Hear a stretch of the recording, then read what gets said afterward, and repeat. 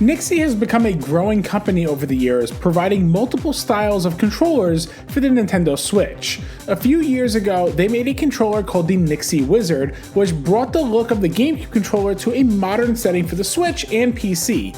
This was a controller that I did indeed purchase and review on the channel, and well, while many loved it, I was very underwhelmed by it. Now, they've updated that controller over time, so much so fixing aspects that I noted in my review of it, like no longer requiring to charge each part of the controller separately, and now just using one charging cable port for both halves. Now though, Nyxi has released a new GameCube controller variant that not only works for the Switch and PC, but also works for the GameCube and Wii, called the Nyxi Warrior. So, does this controller actually stand tall against other third-party controllers available for the GameCube, or is it another massive disappointment for me? Let's find out.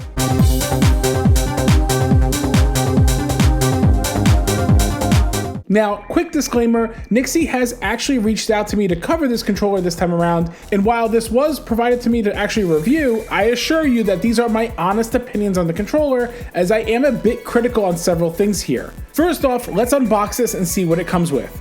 In the box are the controller itself, naturally, the wireless receiver dongle that plugs into the GameCube controller port, a replaceable back paddle, two USB-C charging cables with different lengths, a replaceable C-stick, two joystick rings, and the manual.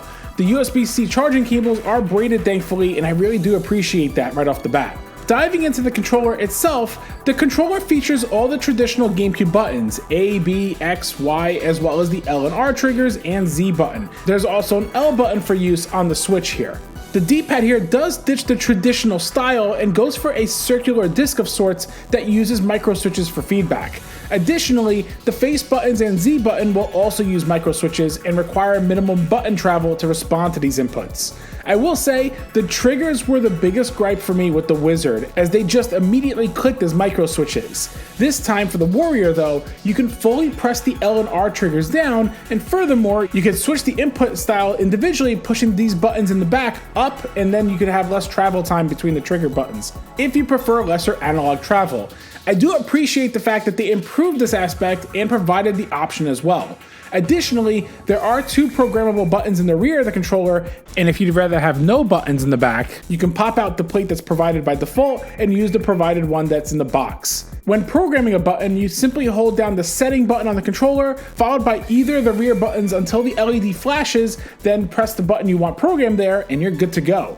Additionally, you can enable turbo functionality by pressing any button down that you want to use for turbo, followed by the turbo button behind the controller. Once programmed, you can even select up to 3 speeds, slow, medium, and fast, by holding down the turbo button and pressing up and down on the analog stick to select the speed. The analog sticks here try to emulate the look of the GameCube controller by having a larger analog stick and smaller C-stick, while having the octagonal cutout rings. However, if you prefer full circular motion like that of a Switch Pro controller, you can swap these out with the additional rings that they provided as mentioned. These might be a little tough to pop out at first. You have to turn the actual ring about 45 degrees counterclockwise, and then you'll have to apply a little bit of force pulling the control stick out. This way it pops out, and then you could actually swap the sticks from this point.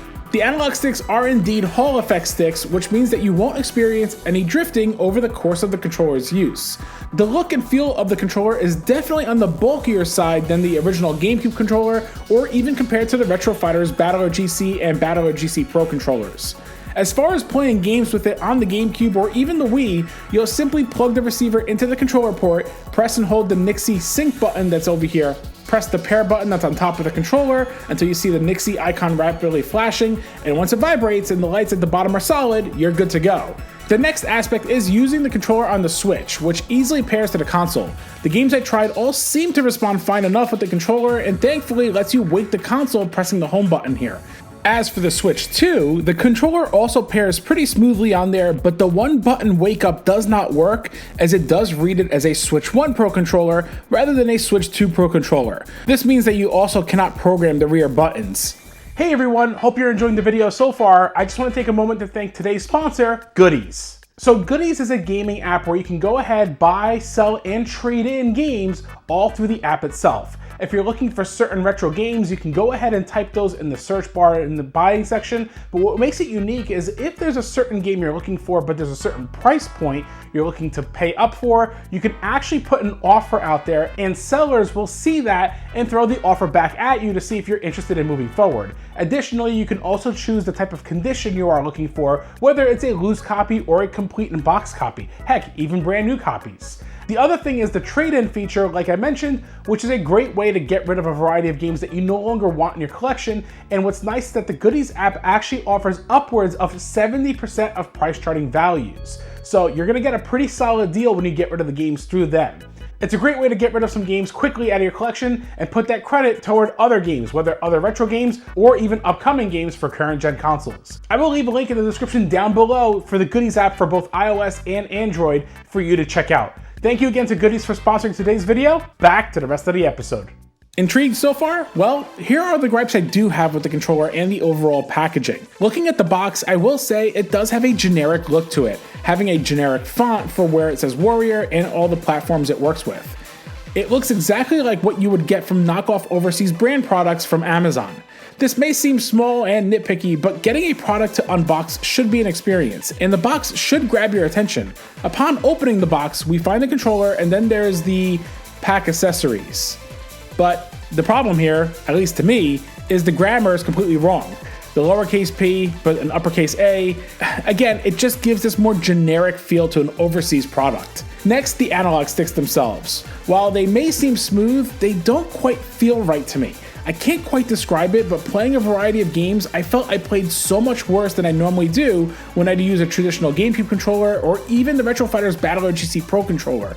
And then it dawned on me, there's input lag on the controller, and that's with the latest firmware installed. What's more irritating is that to update the controller firmware, you have to download an app called the Key Linker on your phone, then pair the controller via Bluetooth to the phone, and then you could search for the latest firmware for your controller. It just feels like unnecessary extra steps to just update the firmware on the controller itself. Additionally, the D-pad going for that disc-like style with micro switches underneath, this just doesn't feel great. While it's far better than the Wizard super stiff D-pad that I covered, which was easily one of the worst I've ever experienced, I'm just not a fan of this style that feels more like a 360 D-pad that meets micro switches. Then there's the actual feel of holding the controller. While initially it seems fine, after about 30 minutes, I'd have to put the controller down because the grips feel somewhat odd. It really reminds me of the feel of the Intex SuperPad controller back in the day, which was one of the least comfortable third-party controllers for the GameCube. After putting in extensive hours playing GameCube games with this, I found myself wanting to switch it out for almost any other GameCube controller that I have. The last gripe I do have is superficial, but the Wizard buttons had the face buttons light up, yet the Warrior ditches that concept. If there's one thing I actually liked about the Wizard controller before, it was that the lit up face buttons truly popped, and I wish that they included that with the Warrior controller. Now, the Nyxi Warrior is a vast improvement over my time of use with it compared to the Wizard, no question. Despite my gripes, is it a bad controller? Well, no, it's certainly not a bad controller, it's just not a very good controller either. The bigger question is it worth the $68.99 price tag? And that's where the tough sell is, where there are other alternatives that do it better for less the price, much like the Retro Fighters BattlerGC Pro controller that I drew in for comparison.